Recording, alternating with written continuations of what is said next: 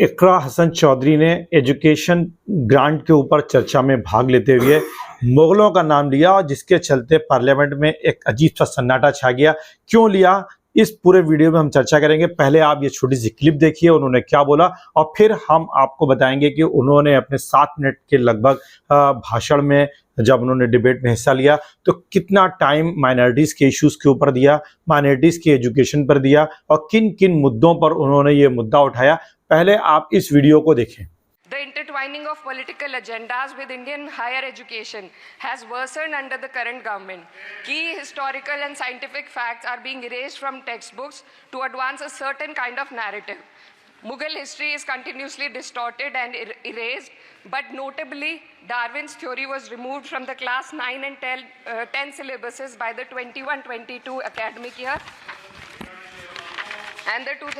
the topic of evolution was completely excised from school textbooks. This distortion of educational content undermines academic integrity and damages India's educational ethos.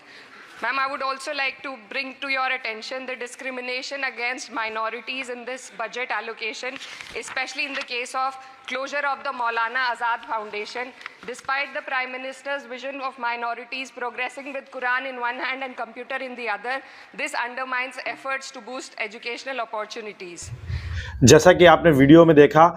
उनका focus मौलाना आज़ाद foundation को बंद करने के लिए एक 6, 7, 8 second 9 second का clip कह सकते हैं, वो उस पर उन्होंने बोला है कि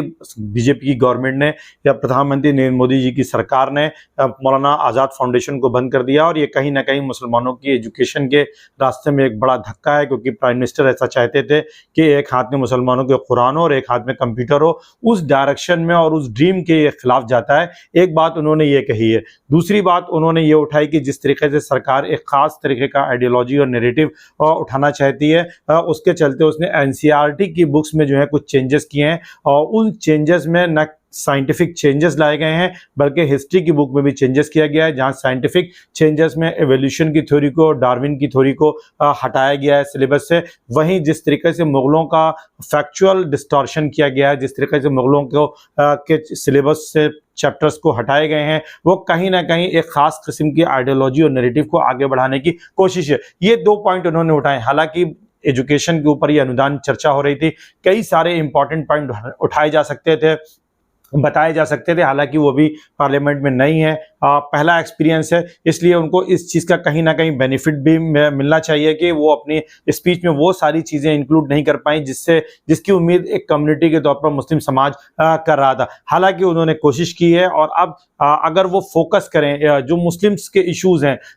हिंदूज इश्यूज़ भी उनको उठाना चाहिए, SC ST OBC वुमेन सारे इश्यूज़ को उठाना चाहिए, लेकिन मुसलमानों की एजुकेशन या जिस टॉपिक पर बात हो रही है उसका इम्पैक्ट मुस्लिम कम्युनिटी पर क्या होगा अगर वो उसमें मुसलमानों को एप्रोप्रिएट टाइम अपने डिबेट में जब हिस्सा लेते हुए भाग करें, पार्टिसिपेट करें, तो उसमें अगर फोकस करें तो डेफिनेटली, चूंकि पार्लियामेंट का जो टाइम होता है, जो वहां का आपकी डिबेट में जब आप हिस्सा लेते हैं तो वो सारी चीज़ें ऑन रिकॉर्ड होती हैं, वो हमेशा के लिए एक रिकॉर्ड अवेलेबल रहता है और इसलिए पार्लियामेंट की चर्चा का बड़ा महत्व होता है और सरकार की नीतियों का और उन नीतियों का क्या इम्पैक्ट हुआ आगे आने वाले टाइम में उसके बेनिफिट जो है कम्युनिटी को मिलते हैं। इसलिए अगर आप उस पार्टिसिपेशन में इस तरीके के इश्यूज को उठाते हैं तो डेफिनेटली उसका कम्युनिटी में एक मैसेज जाता है कि सरकार के पास जवाब देने का एक अफसर होता है और अगर फैक्चुअली आप सही हैं तो सरकार जवाब देने में कहीं ना कहीं अपने को असहज पाती है, अनकम्फर्ट पाती है और ये सरकार के लिए किरकिरी बनती है और कहीं ना कहीं सरकार भी मजबूर होती है कि उसे अपनी पॉलिसीज को रीडिफाइन